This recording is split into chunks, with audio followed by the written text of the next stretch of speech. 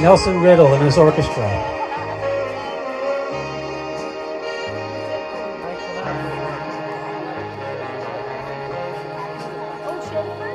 The summer wind came blowing in from across the sea, lingered there to touch your hair and walk with me. All summer long we sang a song, then we strolled the golden sand. Two sweethearts and the summer wind,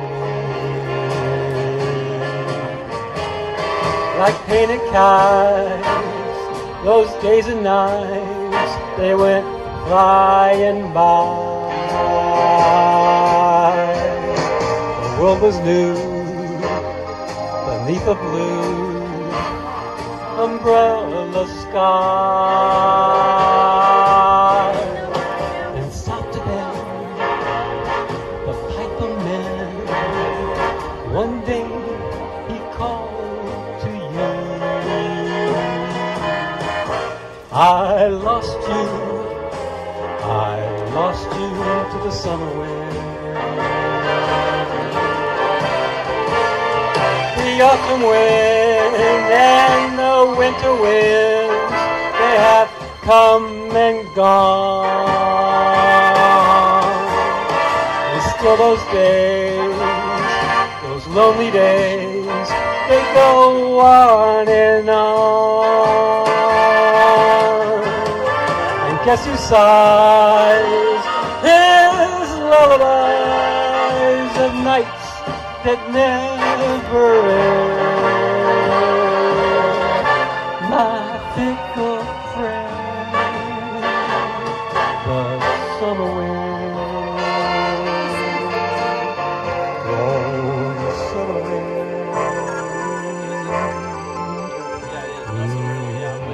Summer wind.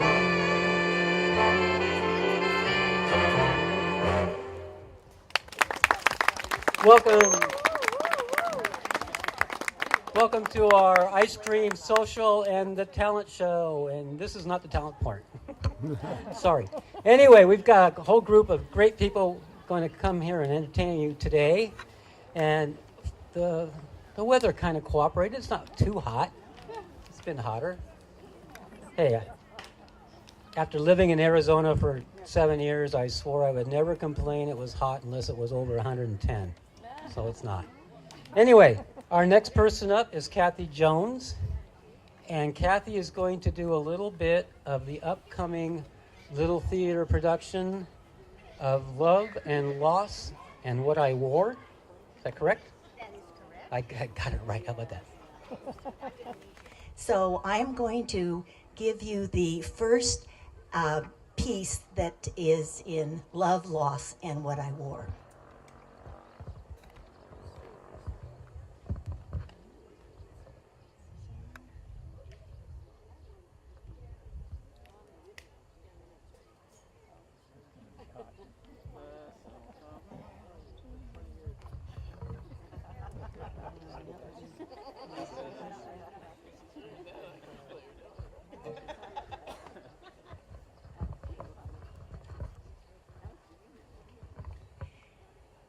As I was lying in my bed with a backache because I had injured it playing golf, I began thinking about dresses and a particular dress that I wore, and I drew a picture of it.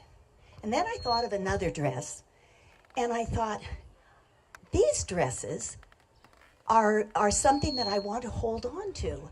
And I drew many, many dresses. And I thought, these dresses tell a story.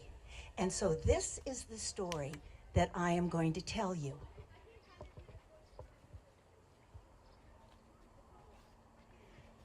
My mother was a Brownie leader. And as a Brownie leader, she never wore a Brownie leader's uniform because they were too expensive. She didn't have the money to buy one. Let me get my thoughts together here. The next picture is of an outfit that my mother wanted me to wear when it snowed. Gingy, you need to put on your leggings. I never liked to put on my leggings because they were held up with suspenders, and I always threw a tantrum. I won't. Gingy, you cannot go out and play in the sun or in the snow without your leggings. I won't put them on. You know what you're going to get, Gingy. If you don't put those on, you're going to get polio. Now, you can't imagine all the ways that you could get polio. You could get it from the swimming pool. You could get it from the drinking water. And most terrifying of all, you could get it from swallowing a fly. You'll notice the brightly colored orange mittens. My mother knitted mittens for my sister and me, and always had a new pair for us. And oftentimes we would be able to give them to our friends at school because we knew there were plenty of brightly colored mittens left for us.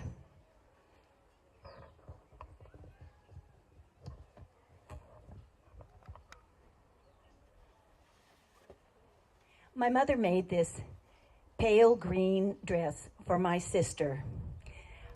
It had cherries, red cherries that she embroidered on it. And my sister's name was Blossom, but we called her Tootsie. I was called Gingy because I had ginger-colored hair. And I loved being called Gingy. My mother was a handsome woman, a large woman, a very, very helpful woman, and she never wore fancy clothes. So one day, my grandmother gave her a silver fox fur stole.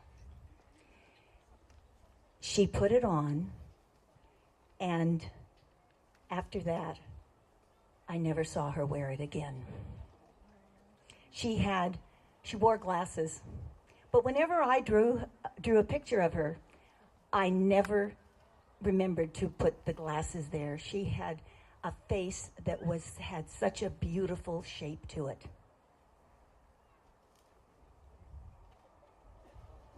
This black taffeta outfit was made by my mother also. And I wore it to the Carnegie Hall building for ballet arts. And I loved the dress, but the one thing I wanted most of all, and some of you can identify with this if your mother's sewed for you, I just wanted to have a real store-bought dress.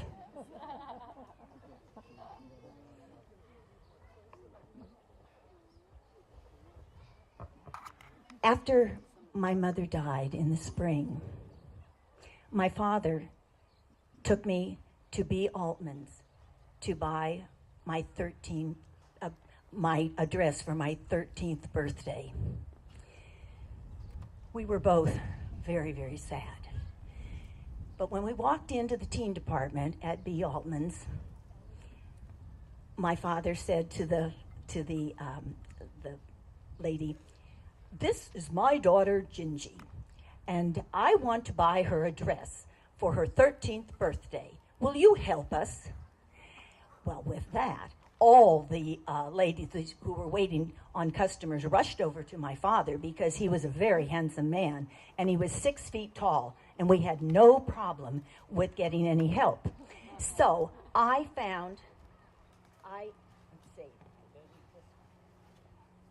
picked out 2 dresses. I'm going to hold that one. 2 navy blue dresses. And I agonized over which was the one that I was going to wear to my birthday party. And my father said, "Oh, Gingy, you don't have to agonize, because you know what? I am going to buy you both dresses." Well, you can imagine how happy I was. And he had them gift wrapped.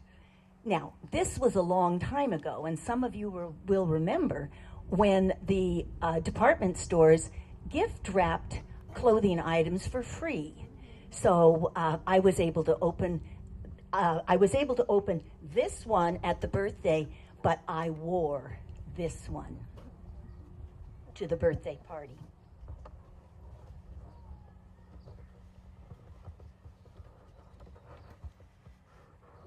One day, shortly after that, my grandmother came to get my sister and me.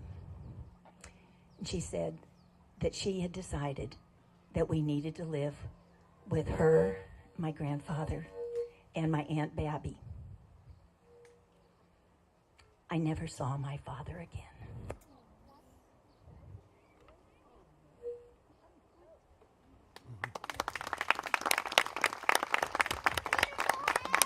Each of these vignettes has a lesson in it, and it has a story.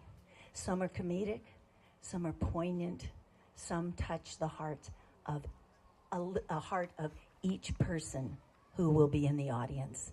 So in September, when the show is ready, it's going to open about the same time as our the Women's Club fashion show. We designed this because this was about what I wore. We designed to have it come on the stage at the same time.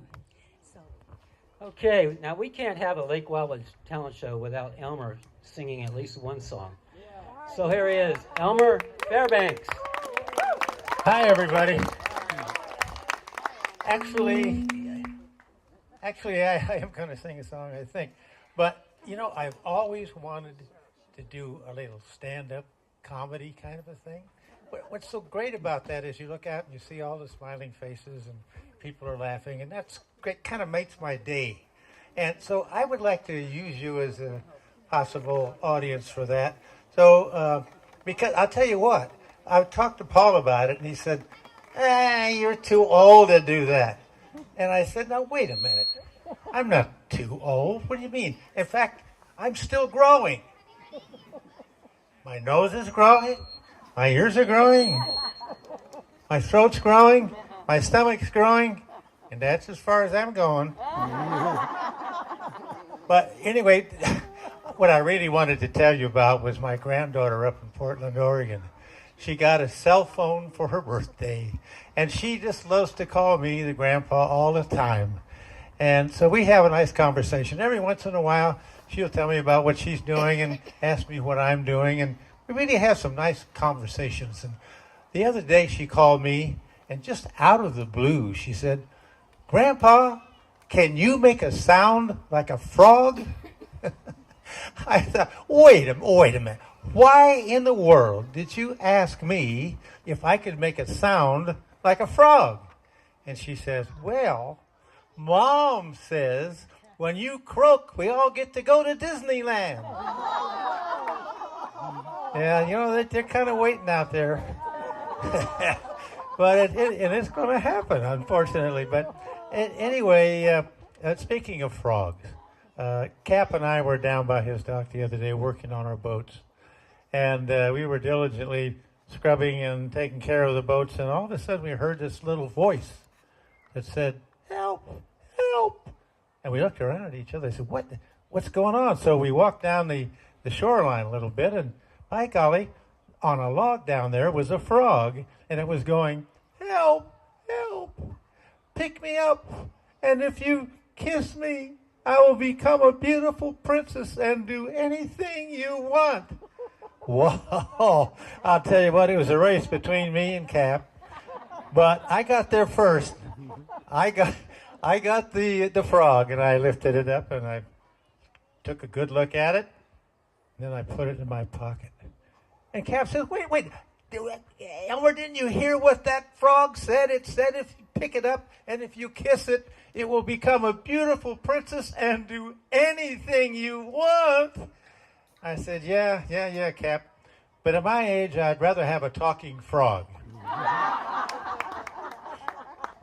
Well, you know, Cap and I have been in a quartet for years, and I've been singing barbershop quartet stuff for as long as I've been alive. And I was talking to him about it the other day, and I told him about the first engagement our quartet ever got was way back 70 years ago, I think it was. And I was telling him, I said, you know, we got booked on this cruise ship, and the cruise ship took us to the Canary Islands. Well, I don't know if you've been there or not, but the Canary Islands are kind of like Hawaii, very tropical and beautiful island. So we had to take the usual land tour around, and we discovered something unusual about the Canary Islands. The tour guide told us, he said, you know, these are named the Canary Islands, but believe it or not, there are no canaries on this island. So we thought that was kind of strange. But anyway, we had a great time on the cruise. We got home, and about a week later, the cruise line called us again. And they said, we want you guys back. And we said, great. Where are we going this time? And he said, the Virgin Islands. What? What? Oh, I know what you're thinking. I know exactly what you're thinking. And, you know, you're right. There are no canaries there either. So now I'll do what I was supposed to do. Thank you. I made it as painless as possible, I hope. He's going to punch it up here in a minute. I might have to do without music. You'll get it. I think he's going to find it. Tell some more jokes. There are no more. La, la, la, la, la, la, la. Are you ready? Okay, he's ready.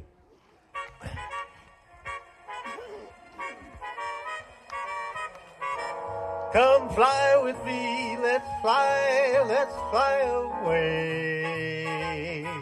If you can use some exotic booze, there's a bar in far Bombay. Come fly with me, let's fly away. Come fly with me, let's float down to Peru. In Mama Land, there's a one-man band who will toot his flute for you. Come fly with me, let's fly into the blue. Once I get you up there, where the air is rarefied, we will glide starry-eyed. Once I get you up there, I'll be holding you so near, and you might hear angels cheer, 'cause we're together. Weather-wise, it's such a lovely day. Just say the word and beat the birds down to Acapulco Bay. It's perfect for a flying honeymoon, they say. Come fly with me, let's fly away.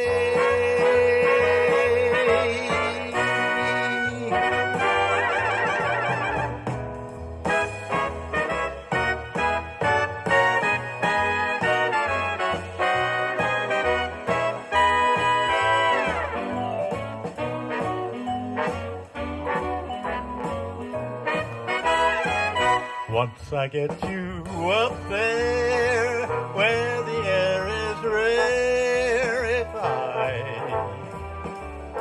we will glide starry eyed. Once I get you up there, I'll be holding you so near, and you might hear angels cheer 'cause we're together. Weather-wise, it's such a lovely day. Just say the word and we'll beat the birds down to Acapulco Bay. It's perfect for a flying honeymoon, they say. Come fly with me, let's fly, let's fly. Come on, come on, let's fly away.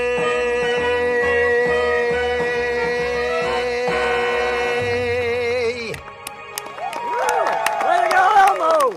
Thank you, ladies and gentlemen. Thank you for being, give me a chance to sample. Hey, here comes a couple of guys that you haven't seen for years. You saw them on black and white TV maybe a little bit, but before that they were in the movies for a long time. And they were a wonderful pair of guys. And I know one of them was Paul Hout, but he didn't go by that name then. And here comes Hal. Hal's coming up here. And I'm going to let Paul tell you what they're doing.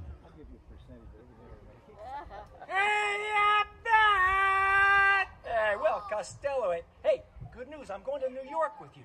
The manager of the Yankees gave me a job as a coach for as long as you're on the team. Look, Abbott, if you're the coach, you must know all the players. I certainly do. Well, you know, I never met the guys, so you'll have to tell me their names. And then I'll know who's playing on the team. So I'll tell you their names, but you know, it seems to me they give the ball players nowadays peculiar names. You mean funny names? Well, strange names, pet names like Dizzy Dean, His brother Daffy? Daffy Dean. So let's see. Now, on the bases, we've got who's on first, what's on second, I don't know's on third. That's what I want to find out. Well, I say, who's on first, what's on second, I don't know's on third. Are you the manager? Yes, You're going to be the coach, too? yes. And you don't know the fellas' names? Well, I should. Well, who's on first? Yes. I mean the fella's name. Who? The guy on first. Who? The first baseman. Who? The guy playing. Who is on first? I'm asking you who's on first. That's the man's name. That's whose name? Yes. Well, go ahead and tell me. Well, that's it. That's who. Yes. Look, you got a first baseman. Well, certainly. Who's playing first? That's right. When you pay off the first baseman every month, who gets the money? Every dollar of it. All I'm trying to find out is a fella's name on first base. Who? Who gets the money? He does. Every dollar of it. Sometimes his wife comes in and picks it up. Whose wife? Yes. Now what's wrong with that? All I want to know is when you sign up the first baseman, how does he sign his name? Who? The guy. Who? How does he sign? That's how he signs it. Who? Yes. Oh. All I'm trying to find out is what's the guy's name on first base. Oh, no. What's on second base? I'm not asking you who's on second. Who's on first? One base at a time. Well, don't change the players around. I'm not changing nobody. Take it easy, buddy. I'm only asking you who's the guy on first base. That's right. Okay. All right. What's the guy's name on first base? No, what's on second base? I'm not asking you who's on second. Who's on first? I don't know. He's on third. We're not talking about him. Now, how did I get on third base? You mentioned his name. If I mentioned the third baseman's name, who did I say is playing third? Now, who's playing first? What's on base? What's on second? I don't know. He's on third. There I go. Back on third again. You just stay on third base and don't go off it. All right, what do you want to know? Now, who's playing third base? Why do you insist on putting who on third base? What am I putting on third? No, what's on second? You don't want who on second. Who's on first? I don't know. Third base. base. Look. You got an outfield? Well, of course. The left fielder's name. Why? I just thought I'd ask you. I don't know why. Well, I just thought I'd tell you. Then tell me, who's playing left field? Who's playing first? I'm not... stay out of the infield. I want to know what's the guy's name in left field. No, what's on second? I'm not asking you who's on second. Who's on first? I don't know. Third base. Yeah. The left fielder's name. Why? Because. Oh, he's center field. Look, you got a pitcher on this team? Well, sure. The pitcher's name. Tomorrow. You don't want to tell me today? I'm telling you now. Then go ahead. Tomorrow. What time? What time what? What time tomorrow are you going to tell me who's pitching? Now listen, who's not pitching? I'll break your arm if you say who's on first one more time. I want to know what's the pitcher's name. What's on second? I don't know. Third base. Got a catcher? Well, of course. The catcher's name. Today. Today and tomorrow's pitching. Now you've got it. All we got is a couple of days on the team. You know, I'm a catcher too. So they tell me. I get behind the plate and I do some pretty fancy catching. Tomorrow's pitching on my team. A heavy hitter gets up. Now the heavy hitter bunts the ball. When he bunts the ball, me, being a good catcher, I'm going to throw the guy out at first. So I pick up the ball and I throw it to who? Now that's the first thing you said right. I don't even know what the hell I'm talking about. That's all you have to do. Is to throw the ball to first base. Yes, Now who gets it? naturally. Look, if I throw the ball to first base, somebody's got to get it. Now who has it? Naturally. Who? Naturally. Naturally. Naturally. So I pick up the ball and I throw it to naturally. No, you don't throw. You throw the ball to who? Naturally. That's different. That's what I said. Yeah, look, you're not saying it the same way. I throw the ball to naturally. Throw it to who? Naturally. That's it. That's what I said. Oh, look, you ask me. I throw the ball to who? Naturally. Now you ask me. You throw the ball to who? Naturally. That's it. Same as you. Same as you. I throw the ball to who, or whoever it is on first. It drops the ball, and the guy runs to second. Who picks up the ball and throws it to what? What throws it to? I don't know. I don't know. Throws it back to tomorrow. Triple play. Another guy gets up and hits a long fly ball to because. Why? I don't know. He's on third, and I don't give a darn. What? I said I don't give a darn. Oh, he's our shortstop. There you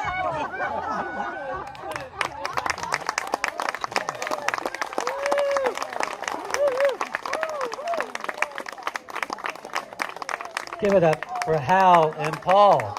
Great job, great job. You know, it's amazing. Good comedy lasts forever.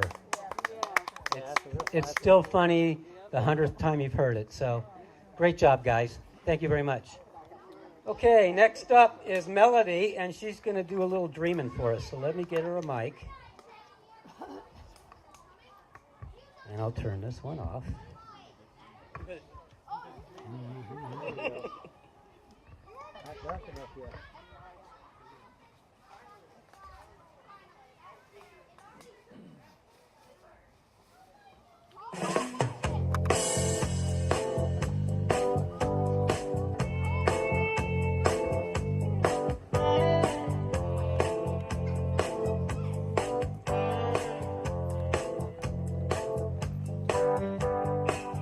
Now there you go again, you say you want your freedom. Well, who am I to keep you down? It's only right that you should play the way you're feeling, but listen carefully to the sound of a loneliness, like a heartbeat drives you mad, and the stillness of remembering what you had and what you lost and what you had and what you lost. Thunder only happens when it's rain. Players only love you when they're playing. Women, they will come and they will go. When the rain washes you clean, you know. You know.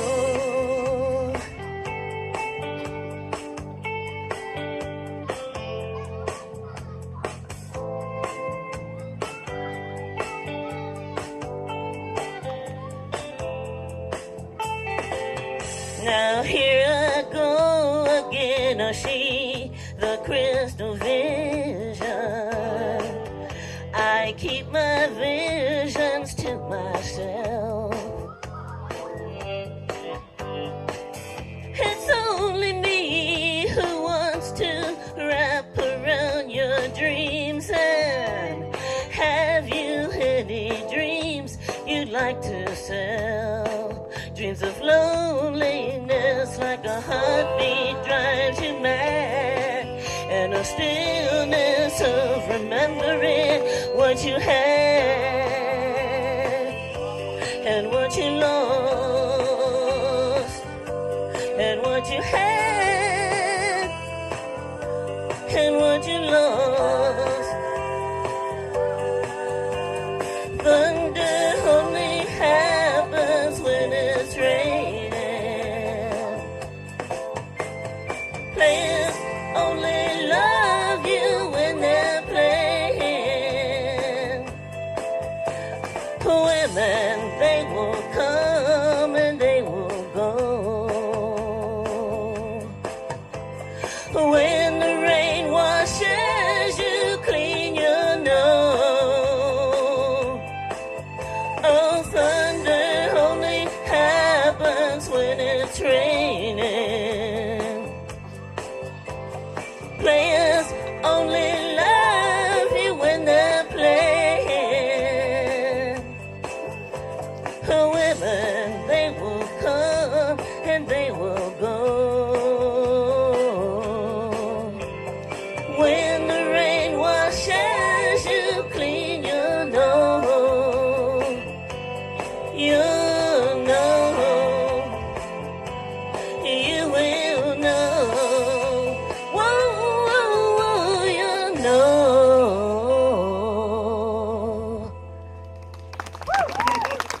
Give it up for Melody.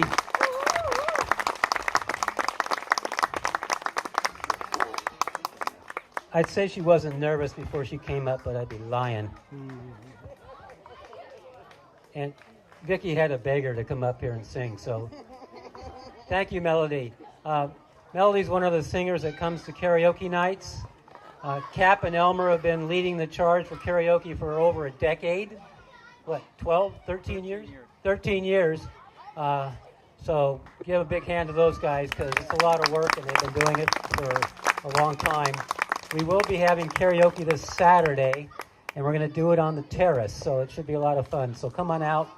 We have a lot of good singers, and it's a lot of fun. So next up, we're bringing up Christine. I'm glad she made it. She was working in San Francisco today, and we weren't sure she was going to get here because of traffic, but obviously she drove really fast.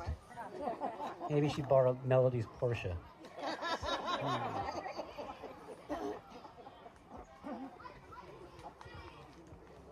95 miles per hour, baby.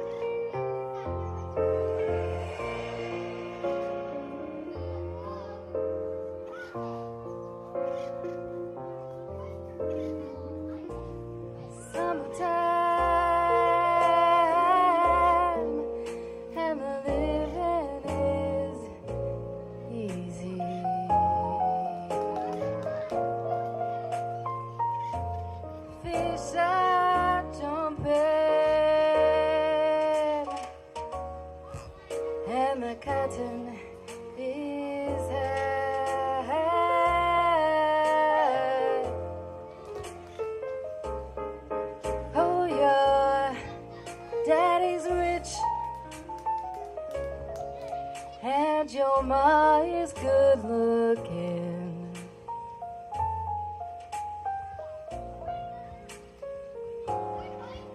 So hush, little baby, don't you cry.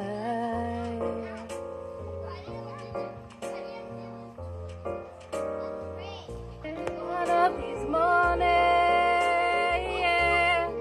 you're gonna rise up singing.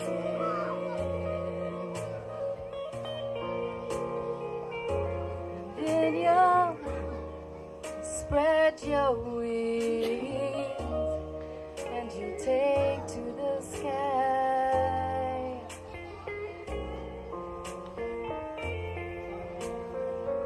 And on that morning,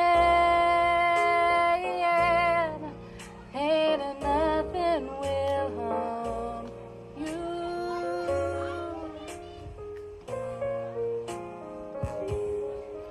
With Daddy and Mammy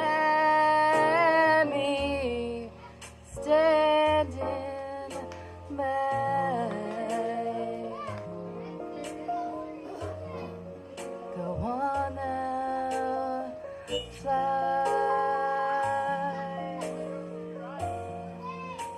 Baby, don't you cry.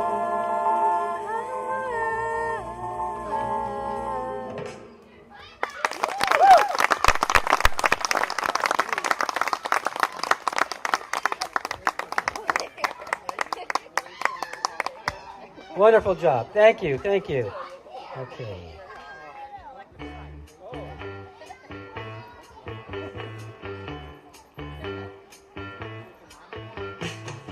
Summer loving had me up last. Summer loving happened so fast. I met a girl crazy for me. And a boy, cute as can be. Summer days drifting away To all those summer nights.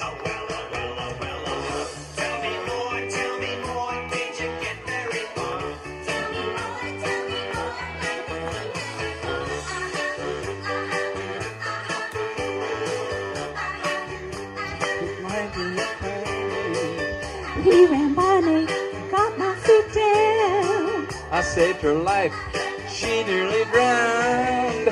He showed off, splashing around. Summer sun, something's begun, but all the summer nights.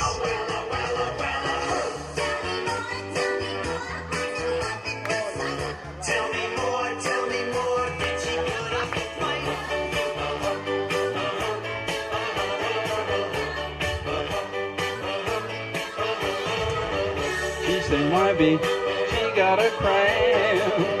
We were throwing blank lemonade. I saved her life, she nearly drowned. He showed off, splashing around. Days drifting away For the summer nights.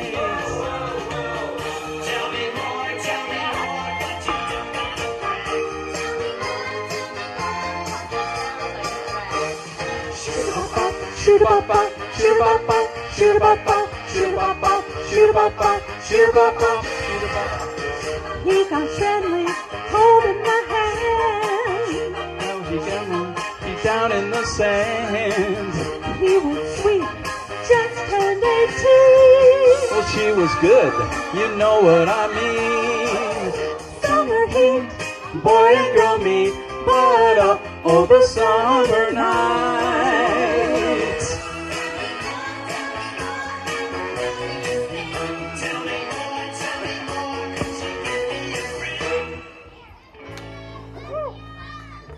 it got colder, that's where it ends. So I told her we'd all be friends. Then we made our true love vow. Wonder what she's doing now. Summer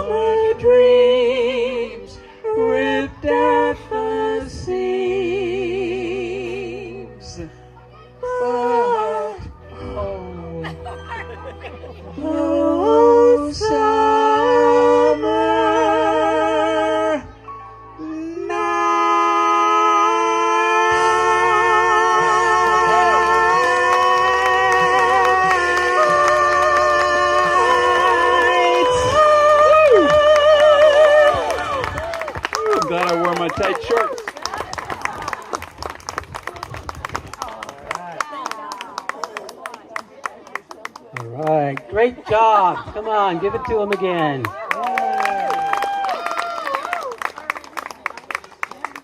Okay, we're getting towards the end of the program here. So I would like to invite all the performers up either to the stage or right in front of it. And Elmer, if you can come up here. And if you've got your programs, we have the words in the program. We'll do a little sing-along. And Elmer's going to lead it. This program used to be called In the Good Old Summertime. So as a consequence, we're going to all attempt to sing In the Good Old Summertime. So once Paul gets the organ ground, we'll start the In the Good Old Summertime.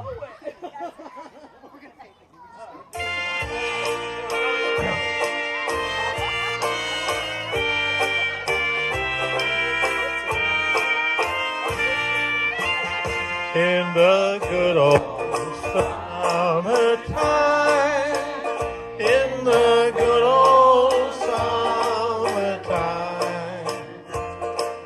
strolling with the baby wine, I forgot what I'm thinking. She holds my hand and I hold hers, and that's a very good sign that she's my Tootsie Wootsie in the good old summertime. One more time. In the good old summertime. In the good old summertime. In the good old summertime.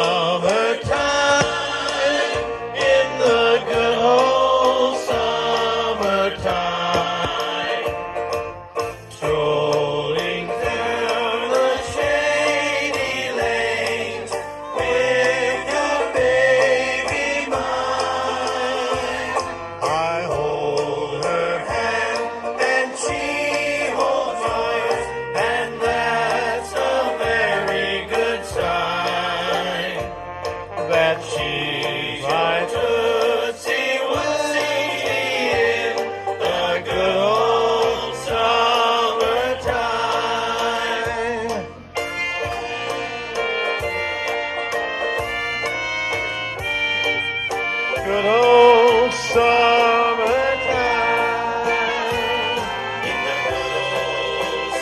Change the key. Don't give up. The message too high.